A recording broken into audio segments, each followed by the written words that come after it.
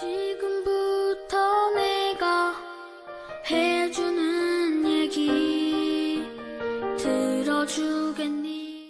할렐루야. 12월 29일 수요일 새벽입니다. 주 예수보다 귀한 것은 없네. 1절 3절 찬양하겠습니다. 주 예수보다 더 귀한 것은 없네. 이 세상 부귀와 바꿀 수 없네. 영 죽은 내 대신 돌아가신 그 놀라운 사랑 잊지 못해. 세상 즐거움 다 버리고 세상 자랑 다 버렸네. 주 예수보다 더 귀한 것은 없네. 예수밖에는 없네. 주 예수보다 더 귀한 것은 없네. 이 세상 행복과 바꿀 수 없네. 유혹과 핍박이 몰려와도 주 섬기는 내 맘 변치 않아. 세상 즐거움 다 버리고 세상 자랑 다 버렸네. 주 예수보다 더 귀한 것은 없네. 예수 밖에는 없네. 오늘 하나님께서 주는 은혜의 말씀은 히브리서 7장 22절 말씀이 되겠습니다. 신약성경 히브리서 7장 22절 말씀을 봉독해 드립니다. 이와 같이 예수는 더 좋은 언약의 보증이 되셨느니라. 아멘. 오늘은 더 좋은 언약의 보증, 더 좋은 언약의 보증이란 제목으로 하나님 말씀을 상고하겠습니다. 이런 이야기가 있습니다. 돌고 돌아 결국 제자리로 돌아왔다. 이런 말이죠.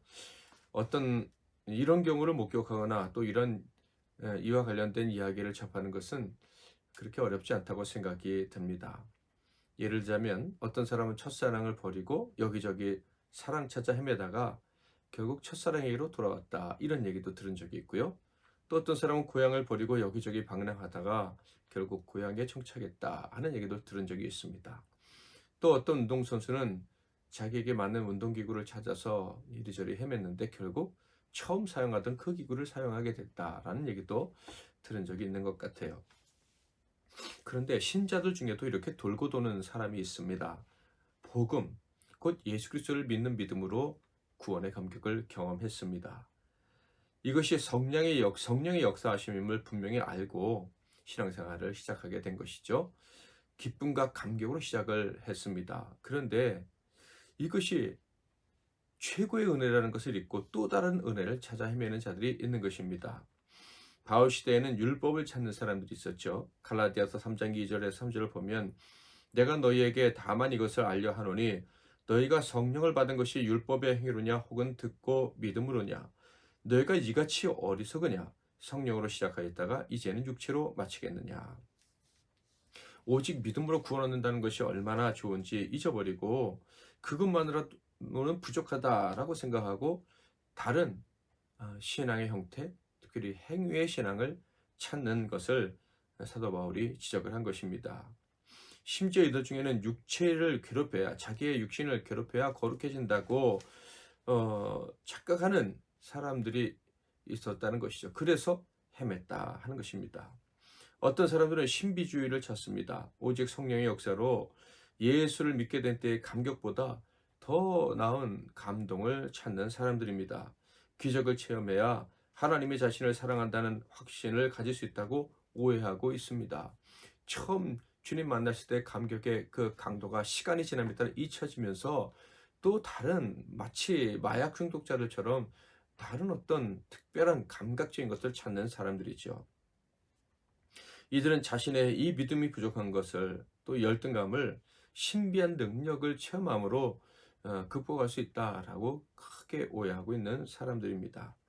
이렇게 복음 외에 다른 것을 찾다가 실망하고 넘어지고 또 심각한 공동체의 분열, 이를 들자면 그 교회를 분열시키는 이런 일을 하기까지도 합니다. 영의 세계를 맛보고 은혜를 경험하며 믿음을 시작했지만 어느 날부터 헤매더니 결국 육체로 마치는 사람들이 있는 것입니다. 이들은요 약속의 땅으로 가지 못하고 광야 그 혼돈의 바닷속으로 흘러 떠내려 버린 이스라엘 사람들과 같은 경우죠. 그렇지만 다행히도 복음으로 돌아오는 사람들도 있습니다. 정말 감사한 일이죠. 그렇지만 이렇게 돌고 돌아오면 많은 시간을 낭비해야 하는 거예요.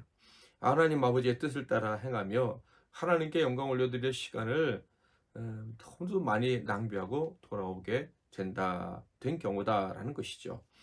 예수 그리스도를 믿는 믿음, 그분의 말씀만을 생명으로 알고 순종하며 살아가는 믿음, 이것은요 절대 두 번째 옵션이 될 수가 없습니다. 절대적으로 첫 번째인 거예요. 믿음 생활에 가장 중요한 것이고 이것만 있으면 된다 해도 과언이 아닙니다. 이것만 있으면 나머지는 저절로 되어지는 부분들이 참 많은 거예요. 그런데 이걸 놓치면은 헤매다가 세월을 낭비하게 된다. 그래서 히브리서 저자는요, 바로 다음과 같은 선언으로 히브리서를 시작을 합니다. 이 선언, 히브리서 1장 1절과 2절의 말씀 절대 가볍게 보면 안 되죠. 1절과 2절을 읽어볼까요? 옛적의 선지자들을 통하여 여러 부분과 여러 모양으로 우리 조상들에게 말씀하신 하나님이 이 모든 날 마지막에는 아들을 통하여 우리에게 말씀하셨으니 이 아들을 만유의 상속자로 세우시고 또 그로 말미암아 모든 세계를 지으셨느니라. 아멘. 이 진리를 안다면 예수 그리스도가 최종적이고 유일한 말씀이라는 것을 안다면 절대 돌고 도는 그런 어리석은 신앙생활을 해서는 안 될 거예요. 여기에 은혜가 있다. 저기에 진리가 있다. 저기에 능력자가 있다. 이런 말에 흔들리면 안 된다 하는 거예요. 오직 매일 매 순간 예수만 바라보고 그분만 의지하고 그 말씀만 기억하고 순종하려 살려 애쓰면 되는 거예요. 이것이면 충분합니다. 정말 바쁘고 어려운 삶이라 매일 교회 나오지 못하는 경우가 있어도 상관없습니다. 특별한 사정이 있어서 남들처럼 크게 봉사하지 못해도 괜찮습니다. 그저 주님만 바라보고 그분께 속하여 그분께 매달리고 살아갈 수만 있다면 되는 거예요. 여기저기 기웃거리면서 신앙생활 하는 거 주님은 결코 원치 않으십니다. 그것은 하나님을 분노케 해드리는 일일 수도 있어요. 왜냐하면 예수님이 보내주신 이유를 망각하고 그런 행동을 하는 것이기 때문이죠. 돌고 돌며 안정을 찾지 못하는 자들이 더 이상 흔들리지 않게 하시려고 하나님은 예수를 보내주셨습니다. 가장 완전한 구원의 길과 또 구원의 보장으로 예수 그리스도를 보내주셨습니다. 이렇게 완전한 구원의 길을 보이시고 보장까지 해주셨는데 다른 방법을 찾는다면 이것은 하나님의 뜻을 저버리는 거예요. 하나님을 속상하게 해드리고 분노하게 해드리는 거예요. 이런 아버지의 마음, 아버지의 뜻을 너무나도 잘 알았던 사도 바울은 다른 구원의 길, 다른 복음을 찾아서 이리저리 기웃거리는 자들에게 크게 분노했습니다. 그리고 무섭게 책망했죠. 더 이상 헤매지 말고 돌아오라고 이렇게 이야기합니다. 갈라디아서 1장 6절에서 8절. 그리스도의 은혜로 너희를 부르신 이를 이같이 속히 떠나 다른 복음을 따르는 것을 내가 이상하게 여기노라. 다른 복음은 없나니 다만 어떤 사람들이 너희를 교란하여 그리스도의 복음을 변하게 하려 함이라. 그러나 우리나 혹은 하늘로부터 온 천사라도 우리가 너희에게 전한 복음 외에 다른 복음을 전하면 저주를 받을지어다. 히브리서는 왜 예수님 한 분이면 충분한지 아주 강력하게 강조하고 또 설명해 주고 있는 책입니다. 오늘 본문 역시 그렇습니다. 예수님은 터졌고 그리고 영원한 확실한 언약의 보증이시기 때문에 그분 한 분만으로 충분하다라는 말씀이에요. 그렇다면 예수는 왜 더 좋고 또 영원한 언약의 보증이 되어 주십니까? 먼저 더 좋은 언약의 보증이 되신 이유는 예수는 일반 제사장들과 달리 맹세를 통해 중보자, 중재하는 자, 큰 대제사장이 되신 분이기 때문에 그렇습니다. 일반 대제사장들은요, 제사장들도 다 마찬가지고요. 맹세를 통해서 된 것이 아니라 임명받아서 된 사람들입니다. 출애굽기 28장 1절에 보면 너는 이스라엘 자손 중 내 형 아론과 그의 아들들 곧 아론과 아론의 아들들 나답과 아비후와 엘라살과 이다말을 그와 함께 내게로 나오게 하여 나를 섬기는 제사장 직분을 행하게 하되. 그러니까 인간 제사장들은 맹세 없이 제사장이 된 것입니다. 맹세가 없이 제사장이 됐다는 것은 영원하지 않고 임시적이라는 거예요. 그의 생명이 있는 어떤 순간까지만 또 하나님 허락하신 그 순간까지만 중보의 사역을 감당할 수 있다라는 거예요. 그들의 직이 임시적이라는 것은 또한 그들의 효력도 중보의 효력도 임시적이라는 것은 수많은 인간 제사장들이 있었다라는 것이 그 증거입니다. 23절 제사장 된 그들의 수요가 많은 것은 죽음으로 말미암아 항상 있지 못함이로되. 그러니까 아무리 위대한 인간 제사장이라 할지라도 여러 가지 이유로 특별히 생명이 끝나면서 직이 끝나게 되면 더 이상 중보의 사역을 할 수가 없는 것이죠. 그래서 또 다른 제사장이 등장해서 백성들을 위해 중보해야 하는 거예요. 그런데 문제는 훌륭한 제사장 이후에 엉터리 제사장도 나올 수 있다는 것이죠. 만약에 이스라엘에 엉터리 제사장이 나온다면 백성들을 위한 중재 사역이 성공할 수가 없어요. 그러니까 범죄한 백성들이 용서받고 하나님의 나라에 그 안식의 나라에 들어갈 수 있는 기회를 잡지 못하는 비극이 올 수도 있다는 얘기예요. 그런데 우리 예수, 우리에게 계신 큰 대사장님은 어떤 분이십니까?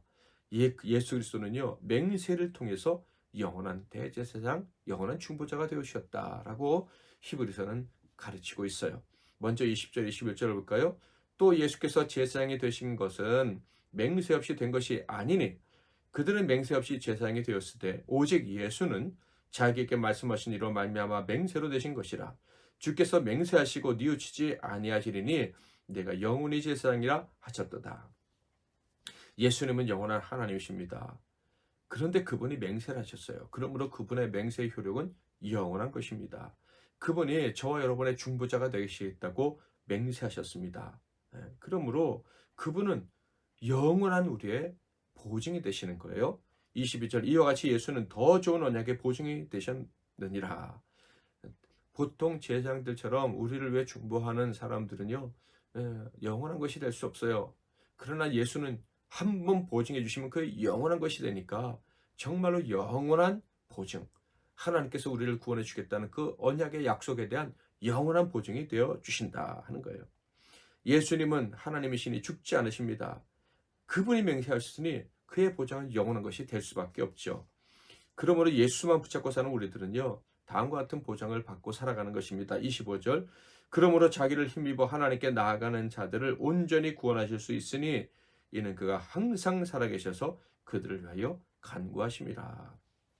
8장에는요, 그분을 의지하는 자들, 그래서 예수께서 중보해 주시는 사람들은요, 엄청난 보증을 받는다라고 기록되어져 있어요. 모든 죄와 허물, 그러니까 모든 불순종에 대해서도 그것 때문에 저주받고 죽지 않도록 하나님의 언약이 성취되도록 예수님이 보증을 해 주신다는 거예요. 히브리서 8장 11절 12절 또 각각 자기 나라 사람과 각각 자기 형제를 가르쳐 이르기를 주를 알라 하지 아니할 것은 그들이 작은 자로부터 큰 자까지 다 나를 알미라. 내가 그들의 불의를 긍휼히 여기고 그들의 죄를 다시 기억하지 아니하리라 하셨느니라. 자, 저와 여러분 믿는 자들, 예수를 의지하는 자들이 받은 놀라운 보증, 정리를 간단히 하자면 예수님 대제사장, 영원한 대제사장 중보자는 영원하신 하나님이시기 때문에 우리가 받은 보증은 놀랍고 영원한 것입니다. 옛날 구약의 제사장들과는 비교조차 불가한 완전한 중재자가 우리의 중재자이신 대제사장 예수 그리스도이십니다. 게다가 그 예수는 생명을 걸고 끝까지 중보하겠다고 맹세하셨으니 우리의 보증은 이전에 있던 보증과 비교할 수도 없는 너무나도 좋은 영원한 보증이 되는 것입니다. 사랑하는 성도 여러분, 우리 믿는 자들이 원하는 것이 무엇입니까? 우리 평생 하나님의 기쁨이 되는 것이에요. 하나님께 영광을 올려드리는 삶을 살다가 천국에 들어가는 것입니다. 이 땅에서도 하나님의 자녀의 특권을 마음껏 누리면서 하나님을 마음껏 높여드리다가 영광스럽게 살다가 더 영광스러운 천국에 가는 게 우리의 소원인 거예요. 그런데 이 소원을 어떻게 이룹니까? 여기저기 돌아다닌다고 여기저기 기웃거린다고 되는 게 절대 아닙니다. 소위 능력을 받거나 능력자와 함께 있다고 되는 것도 아닙니다. 당연히 큰 교회, 영향력 있는 교회에 출석하고 거기서 다양한 프로그램에 참석하고 봉사했다고 되는 것도 아닙니다. 오직 하나밖에 없어요.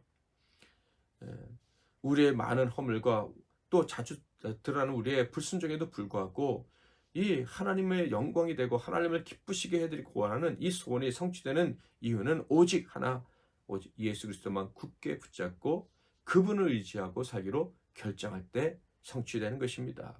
예수께 집중하며 살 때 성취되는 것이다 하는 거예요. 그러므로 우리 믿음의 여정에서 가장 중요한 것은 역시 예수 그리스도 한 분뿐입니다. 우리를 구원해 주겠다고 하나님의 언약에 대한 완전하고도 영원한 보장, 더 좋고 더 영원한 보장이신 예수가 우리 인생의 가장 중요한 분임을 늘 기억하시고 그분을 바라보고 살아가시길 바랍니다. 오늘도 믿음으로 예수 이름을 부르고 예수를 의지하며 살아가는 저와 여러분이 되시기를 바랍니다. 그분의 말씀을 기억하고 그분의 말씀에 순종하기로 결단하고 최선을 다하며 사시기를 바랍니다. 그러면 그분은 언제나 우리에게 칭거를 주어요. 너는 보장받은 사람이라는, 너는 언약을 받은 사람이고 너는 안식에 들어가서 만물을 통치할 사람이라는 보증을 매 순간마다 내가 받았다는 걸 느끼게 해주실 것입니다. 오늘도 예수 바라보고 승리하는 하루 되시기를 축복합니다. 제가 먼저 기도하고 여러분도 이어서 기도하고 하루 시작하십시오. 기도하겠습니다. 하나님 아버지, 더 좋은, 아니 비교할 수도 없는 언약의 보증 되신 예수 그리스도를 우리에게 보내주셔서 감사합니다. 그 보증을 받아 누리고 하나님 앞에 의롭다 하심을 받으며 주시는 모든 복을 받아 누리는 길은 예수만 의지하는 것임을 오늘 또한 깨닫게 해주니 감사합니다. 오늘 하루도 우리의 시선을 주님께 고정하고 하루를 시작하고자 하오니 오늘 하루 이 시작부터 끝날 때까지 성령님 우리의 시선이 다른 데로 옮겨가지 않도록 도와주시옵소서. 뿐만 아니라 주를 바라보며 간구하는 모든 간구의 내용들 기억하시고 응답해 주시옵소서. 예수 그리스도의 이름으로 기도하옵나이다. 아멘.